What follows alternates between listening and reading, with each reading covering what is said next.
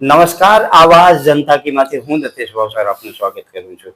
કચ્છ જિલ્લામાં જે નમક માફિયાઓ છે એ એટલા હદે બેફામ બન્યા છે કે એ નમક માફિયાઓ ગેરકાયદેસર જમીન ઉપર દબાણ કરી અને હજારો પશુઓના દુશ્મન બન્યા છે. બાનિયારી અને જે રયાળોની વચ્ચેનો જે વિસ્તાર છે એ વિસ્તાર એવો છે કે જ્યાં ગત વર્ષે ચોમાસાનો લગભગ 35 કિલોમીટરમાં પાણી ભરાયું હતું અને ત્યાં કને ડાયાભાઈ જેવા ખેડૂતોના કેટલાય પશુઓના મરણ થયા હતા. એ બાબતે અનેક ફરિયાદ કરેલી છે. ડાયાભાઈએ ફરિયાદ કરેલી, ત્યાં આસપાસના 12 ગામના લોકોએ ફરિયાદ કરી, પરંતુ તેમ છતાં તંત્રના પેટનું પાણી હલી નથી. એ બાબતે આપણી સાથે ફરીથી વાત કરવા માટે ડાયાભાઈ છે. ડાયાભાઈ, સ્વાગત છે તમારું. ડાયાભાઈ, જે પ્રશ્ન છે એ તો એનો એ જ રહ્યો. આખો વર્ષ નીકળી ગયો, પરંતુ તંત્રએ ગેરકાયદેસર નમક માફિયાના પાડા તોડ્યા અને ફરીથી તમારા પશુઓ ઉપર જોખમ ઊભું થયું છે. સાચી વાત છે દત્તેશભાઈ. આજે આપણે સમજી લો કે આજે 7-8 મહિનાની આપણી રજૂઆત છતાંય જો આજે પ્રશાસનનું જો પેટનું પાણી ના હાલતું હોય તો આપણે શું સમજવાનું કે હવે રાહ જોઈ રહ્યા છે કે આજે ગત સાલે આપણે ભાદરવી પૂનમ ઉપર જ્યારે અતિવૃષ્ટિ થઈ, જે તે વખતે આપણે મથીને જેટલા ઢોરો બચ્યા એટલા બચાયા, તો આપણે સમજમાં એટલો આવ્યો હતો કે 400 તો મોટા ઢોરા મરી ગયા હતા. એમાં મોટા ઢોરા આપણાથી બચાયા એટલે તો બચાયા દત્તેશભાઈ, પણ ઓલો નાનો કોઈ આપણે માલ કે રબારીના ઘેટા બકરા છે, નાના છે, ચોપા છે, નાના બચલા છે, પછી સમજી લો કે શિયાળ, આવા તો કઈક નાના જનાવર તો કેટલાય મર્યા છે, એનું કોઈ પાર નથી. એનું બધાનું મર્ડરનું દોષ બધો જાય છે આ મીઠા ઉદ્યોગમાં જ દત્તેશભાઈ. અને ચરિયાણ વિસ્તારમાં તમે સમજો છો, ચરિયાણ વિસ્તાર બચાવવા માટે આજે આપણે જો મેદાને નહીં આવીએ તો ચરિયાણ વિસ્તાર રહેવાનું નથી. કારણ કે આ મીઠા લોકો હવે અંદર ચરિયાણ વિસ્તારમાં હાલ્યા છે. મારા સમજના હેઠળ 500 થી 700 એકર ચરિયાણ વિસ્તારમાં એ લોકો ઘૂસી આવ્યા છે. બરાબર, હવે ઘૂસી આવ્યા છે તો ચરિયાણ વિસ્તાર ધીરે ધીરે ખંપાતો જશે. હવે તો દત્તેશભાઈ એવી પરિસ્થિતિ થઈ ગઈ છે. આપણે કહેવા જશું તો કોને કહેશું? જો કલેક્ટરને આપણે રજૂઆત કરી તો એમને આપણે પ્રાંતને કીધું, ભચાઉ પ્રાંતને કીધું, ભચાઉ પ્રાંતે કીધું આપણે મામલતદારને. તો મામલતદારને આજે લગભગ હું લાસ્ટ 1 મહિનાથી એક તારી રજૂઆત કરું છું. હવે મામલતદાર તો મારા ફોને નથી ઉપાડતા. મેં 3 થી 4 વખત ફોન કર્યો, મામલતદાર સાહેબ હવે તમે શેની રાહ જુઓ છો? આગલા વર્ષની બીજો આવી સુનામી આવે એની રાહ જોઈ રહ્યા છો કે આવા ચોપા મરશે એની આગળના માલઢોર મરે એની રાહ જુઓ છો કે તમારે શું કરવાનું છે? એમ તો કોઈ રજૂઆત સાંભળવા માંગતા નથી. હવે શું કરવાનું દત્તેશભાઈ? આ જાડી ચામડીના છે બધા, સાંભળતા નથી. તો આપણે કોના પાસે રજૂઆત કોના પાસે કરશું? એમ રજૂઆત કરવા જેવું કોઈ રસ્તો હવે દેખાતો નથી મને. દર્શક મિત્રો, વિચિત્ર વાત એ છે કે સતત એ મુદ્દે કલેક્ટર સાહેબને રૂબરૂ 3-4 વખત મળેલી. જ્યારે ફરિયાદો આપેલી ત્યારે કલેક્ટર સાહેબે સૂચના આપેલી હતી પ્રાંત બચાવને કે આજે આ વિસ્તારમાં પાણી ભરાયો છે, તાત્કાલિક એ પારાઓ તોડવામાં આવે. પરંતુ જે તે વખતે પ્રાંત અને મામલતદારની ટીમ જ્યાં ગઈ એટલે એમણે એવો કારણ આપી દીધો કે એ વિસ્તારમાં મશીનરી જઈ શકે એમ નથી.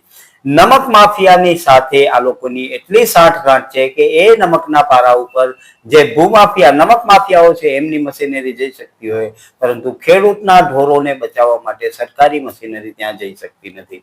એનો સીધો મતલબ એ થાય છે કે એ લોકો મીઠી મલાઈઓ લઈ અને આ જે નમક માફિયાઓ છે એમને છાવરી રહ્યા છે.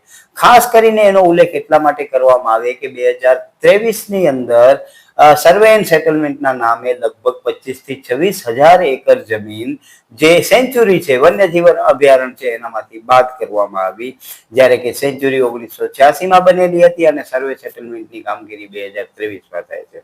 સીધી રીતે જોઈએ તો નમક માફિયાને લાભ પહોંચાડવા માટે જ અહીંયા કને જમીનો ફાળવવામાં આવી છે. અને પ્લસ જે દબાણ કરીને બેઠા છે, જે પારા મોટા બનાવીને બેઠા છે, એના કારણે વરસાદનું પાણી રણમાં નથી જતું અને લગભગ ગયા વર્ષે 300 થી 400 પશુઓના મરણ થયા હતા. ડાયાભાઈ, હવે આ લોકો કોઈ કામગીરી કરતા નથી, તો એનો સીધો મતલબ એ જ થાય છે કે આ વર્ષે પણ તમારા પશુઓ મરશે. દત્તેશભાઈ, આ જ રાહ જોઈ રહ્યા છે આ લોકો, પ્રશાસન એ જ રાહ જોઈ રહ્યો છે. મને વિશ્વાસ છે, કારણ કે એનું બધું મને જાણકારી છે, એ વિસ્તારની મને જાણકારી છે કે આ લોકો જો ન કરે નારાયણ અને જો ઇન્દ્રદેવ રીચ્યા, સારું વરસાદ થયો, ઇન્દ્રદેવ સારી રીતે રીચ્યા, તો હાજી હું તો કહું છું જે ગત સાલ જે મરણ થયું એનાથી પણ આંકડો આગળ જઈ શકે છે દત્તેશભાઈ. અને બીજી વાત દત્તેશભાઈ, હવે એ લોકો કને આ રસ્તા માટેનું ટાઈમ નથી. આજે તમે સમજી લ્યો કે મેઘ પરથી કરીને લોધીશ્વર સુધી આવો તો આજે રોડ ઉપર એટલો આમ મીઠો વેરાયેલો છે દત્તેશભાઈ કે આજે અટાણે હજી વરસાદ નથી થયો તો એટલા ગાડી વાળા બાઇક વાળા સ્લીપ થાય છે.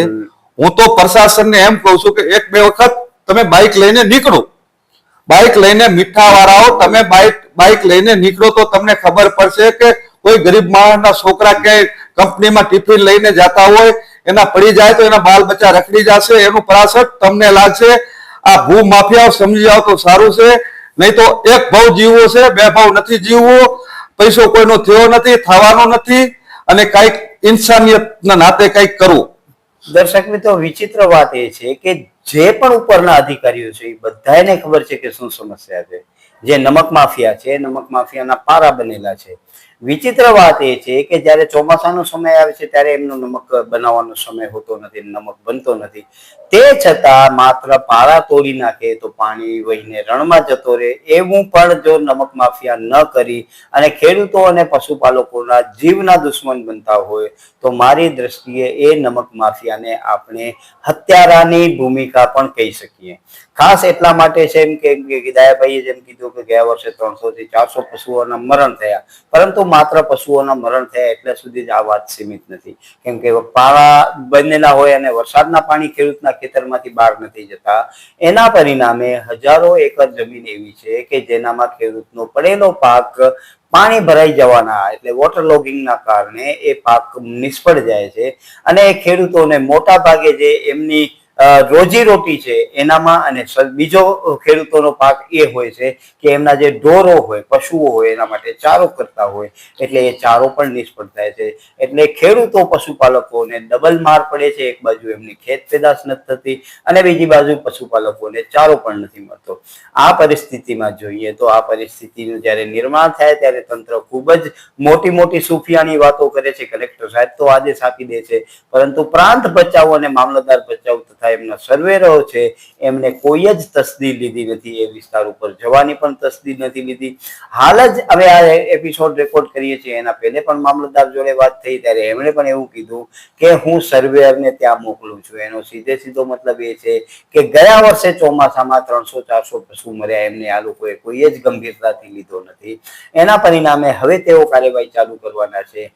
શું ખબર કાર્યવાહી કરશે કે માત્ર કાગળ ઉપર જ દેખાડશે? અને જો આ કાગળ ઉપર જ કાર્યવાહી દેખાડવામાં આવશે તો ફરીથી એ જ રીતે પશુઓના મરણ થશે.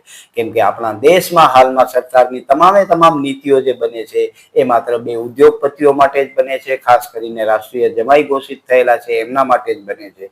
પરંતુ જે દેશનો પેટ ભરે છે, જે જગતનો તાત છે, એ જગતનો તાત કઈ સ્થિતિમાં જીવે છે એની કોઈ જ પૂછા કરતું નથી. ને એનું પરિણામ એ આવે છે કે દરેક જગ્યાએ પ્રશાસન અને ખેડૂતો વચ્ચે ઘર્ષણ ઊભું થાય છે. પછી એ વાંઢિયાની વાત કરીએ કે કોંઢની વાત કરીએ, મોરબીની વાત કરીએ, સુરેન્દ્રનગરની વાત કરીએ કે જામનગરની વાત કરીએ, દરેક જગ્યાએ જ્યારે પ્રશાસનનો દમન ખેડૂતો ઉપર થતો હોય છે ત્યારે એ અગત્યનો પ્રશ્ન ઊભો થાય છે કે જ્યારે જગતનો અને ભારતનો પેટ ભરવાવાળા ખેડૂત જો સુરક્ષિત નહીં હોય તો કઈ રીતે આપણે અનાજ મળશે?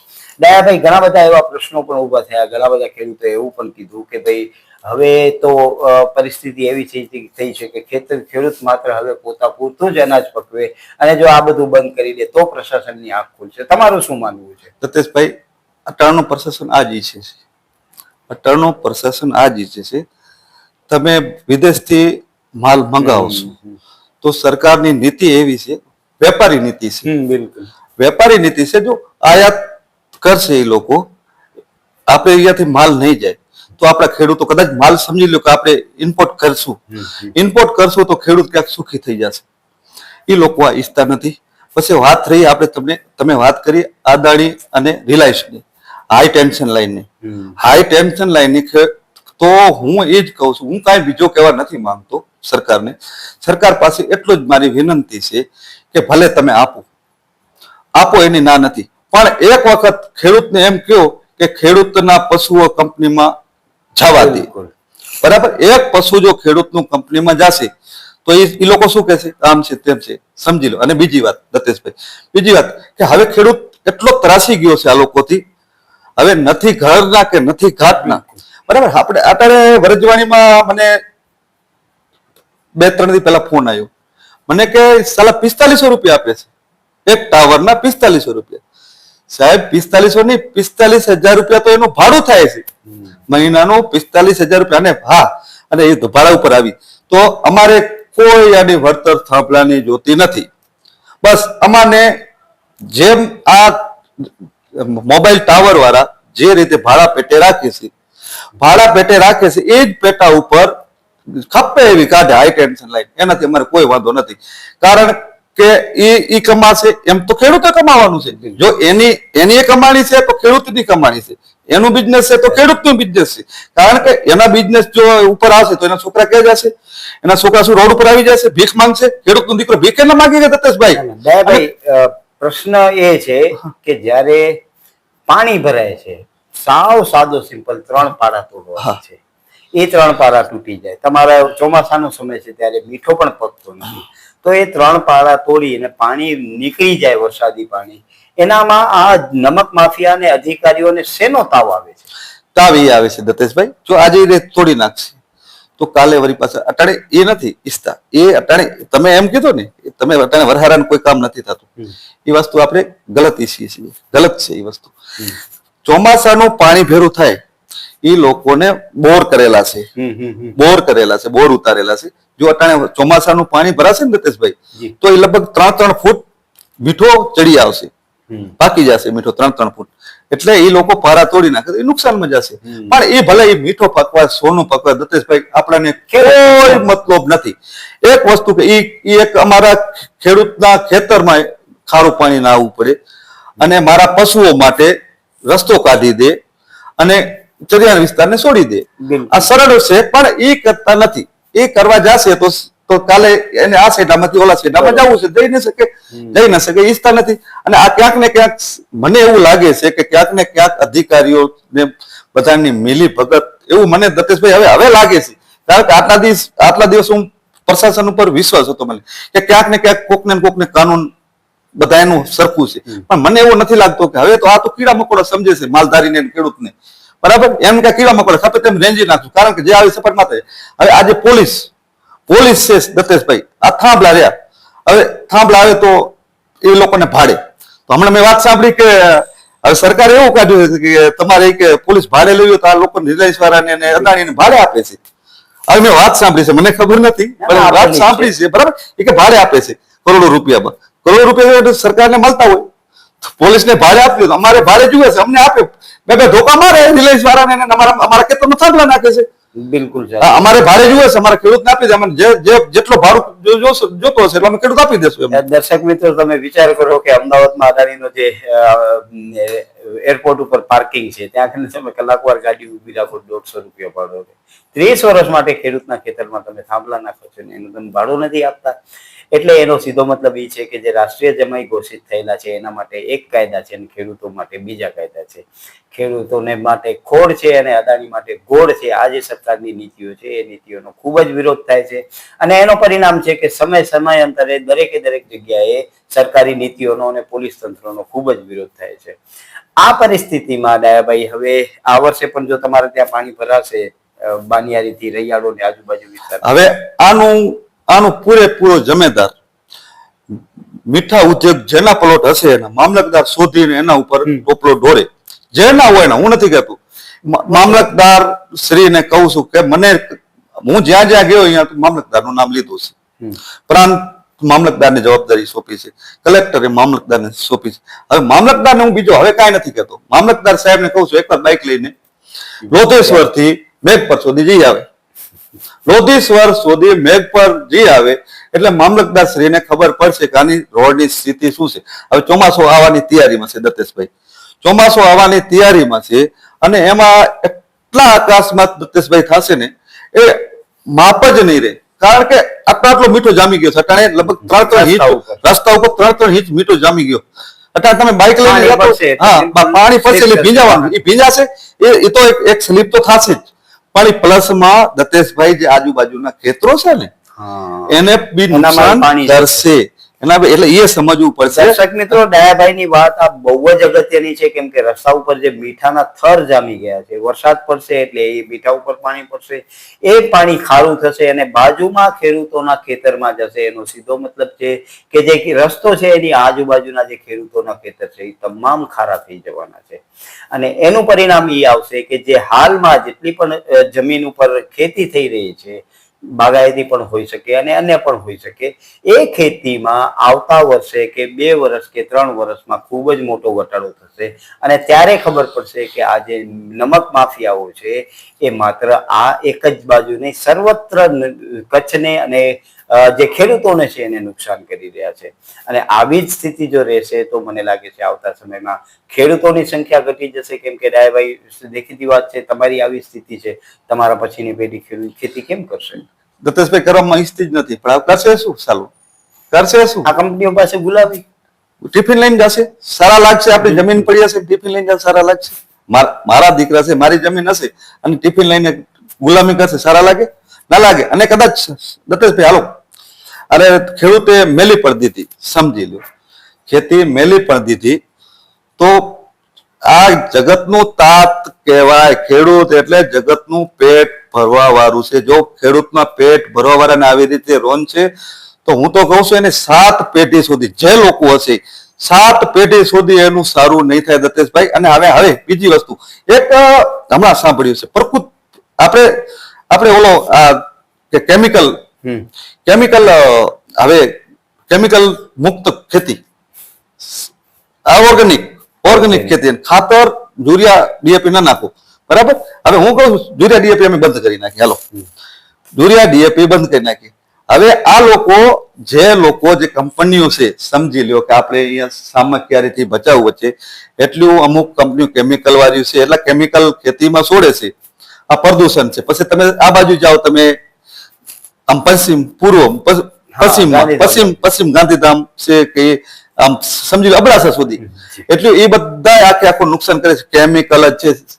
હવે સાવરવા કંપની વાળાને છે દત્તેશભાઈ, કેમિકલ છોડે છે કંપની વાળો, દે છે ખેડૂત ઉપર કે તમે ઓર્ગેનિક ખેતી વાપરો. ઓર્ગેનિક કરી, હાલો આ પહેલા બધા પ્રદૂષણ જે છે ને, આ બધા કંપનીઓ જે કેમિકલ છોડે છે આ બધું બંધ કરે, બરાબર? અને આપણે નદીઓમાં દત્તેશભાઈ, હવે તો મેં એવું સાંભળ્યું છે કે આપણા જે ડેમ તળાવ છે પીવાના, એમાં કંપની વાળા રાત વરત એમાં કેમિકલ છોડી દે છે, એટલે પીવા લાયક રહેતા નથી, બરાબર? એ પાણી પશુઓ પીશે. હા, એ પશુઓ પીશે. હા, પશુઓમાં બીમારી તો માણસોમાં, હા, ઇન્સાનમાંથી પછી ફેલાતી હવે આપણામાં જોઈ લો. અટાણે તમને ખબર હોય તો પંજાબમાં એક કેન્સલ ટ્રેન નામની મેં વાત સાંભળી છે. અને ટૂંક સમયમાં દત્તેશભાઈ, જો આમને આ કંપની અને સાવરતી આવશે, આપણી ગુજરાત સરકાર જો આમને આમ સાવરતી આવશે, તો મને એવું ભવિષ્ય એવું લાગે છે કે આપણામાં 1 ની 2 ટ્રેન ચાલુ થશે. બિલકુલ સાચી વાત છે. દર્શક મિત્રો, આ પ્રશ્ન જયારે ગંભીરતા લે છે ત્યારે અત્યારે આ જે પ્રશ્ન છે એનાથી ખેડૂતોને લેવા દેવા છે, પરંતુ આ ઝેર ભવિષ્યમાં તમારા ઘરે પણ આવશે. શાકભાજીના માધ્યમથી આવશે, દૂધના માધ્યમથી આવશે, અનાજના માધ્યમથી આવશે, જે મસાલા હશે એના માધ્યમથી આવશે. અને ઈ ઝેર જ્યારે તમારા દીકરાઓ ખાશે ત્યારે એમને પણ કેન્સર થવાનું છે. એટલે આજે ખેડૂતની પ્રશ્ન છે, પરંતુ એ પ્રશ્ન આવતીકાલે આખા દેશનો પ્રશ્ન થશે. અને જો આપણે ગંભીર નથી થયા તો આવનારા ભવિષ્યમાં આપણે કેન્સરને ખૂબ જ મોટો નોતરો આપી રહ્યા છીએ. અને એના પરિણામ એ આવશે કે દરેક ઘરમાં બીમારીના કારણે ખૂબ જ મોટું નુકસાન થશે. આપણે આપણા વાલ સોયા બાળકોને, વડીલોને ગુમાવશું અને એનો પરિણામ એ આવશે કે આપણા 2 છેડા ભેગા નહીં થાય ને કાયમને માટે આપણે પછાત જ રહેશું. અને કદાચ આ સરકારો એ જ ઈચ્છે છે કે કોઈ લોકો જાગૃત ન થાય, કેમ કે જો લોકો જાગૃત થશે, ભણશે તો પ્રશ્ન પૂછશે. અને આ સરકાર છે એ એવું ઈચ્છતી નથી. જી ડાયાભાઈ, તમે શું કહો? દત્તેશભાઈ, આજથી 15 થી 17 વર્ષ પહેલાની વાત કરું, એના પાછળ જાઉં. અમારી તમે નામ સાંભળ્યું છે, અમારા ચોબારીની ટેટી એકદમ વખડાતી હતી, સકર ટેટી વખડાતી હતી. એટલે આપણી કચ્છી ભાષા અમે ચીબડો કહીએ. હા, ચીબડા, દેશી ચીબડા કહીએ આપણે. દેશી ચીબડા બહુ ચોબારીના વખણાતા હતા. ચોબારીના નહીં, લગભગ તો હું સમજી લો કે ભચાઉ તાલુકાના આપણા કચ્છના આથા. પણ હવે તમે સમજી લો કે આ કંપનીઓનું કેમિકલ આવ્યા પછી એમાં ટેટીમાં કોઈ મીઠાશ રહી નથી. અને એક ટેટીમાં નહીં દત્તેશભાઈ, પણ આજે આપણા જન્મતા બાળકમાં કેમિકલ જાય છે. બિલકુલ. અને આ એક મારો પ્રશ્ન નથી, હું રાડું પાડું છું, ગળા ફાડી છીએ આપણે, એનાથી કોઈ આપણે કઈ સારું નથી થઈ જવું, પણ આ તો આપણા કચ્છે એટલો શું બગાડ્યો છે? આપણે આખા દેશનું કચ્છે શું બગાડ્યો છે? એવડું બધું કચ્છને એવડું બધું ક્યાં ઓરમાન માનું રાખે છે કે આટલી બધી કંપનીઓ અહીંયા ઠોકી દીધી, કેમિકલ આટલું આપણા કચ્છમાં. આપણા કચ્છ લોકો કે આ કે કરો, પાજે કરો, અને મને કે અહીં એને પાકે કરો, પણ એમાં નથી જવાનું. પણ એ નહીં, કચ્છ પાજો, કચ્છ પાજી સુસ્તી, પાજી પ્રકૃતિ. તો દર્શક મિત્રો, ડાયાભાઈએ જે વિગત આપી એ વિગત પ્રમાણે જોઈએ તો આવનારા દિવસોમાં દરેકે દરેક પ્રજાતિ માત્ર ખેડૂતની બધે જ ખતરામાં છે અને એનો રસ્તો કાઢવો એ ખૂબ જ જરૂરી છે. નમસ્કાર, આવાજ જનતા કીમાંથી હું ગતેશ ભાવસાર. તમને અમારી સ્ટોરી સારી લાગે તો લાઈક કરો, સારી ન લાગે તો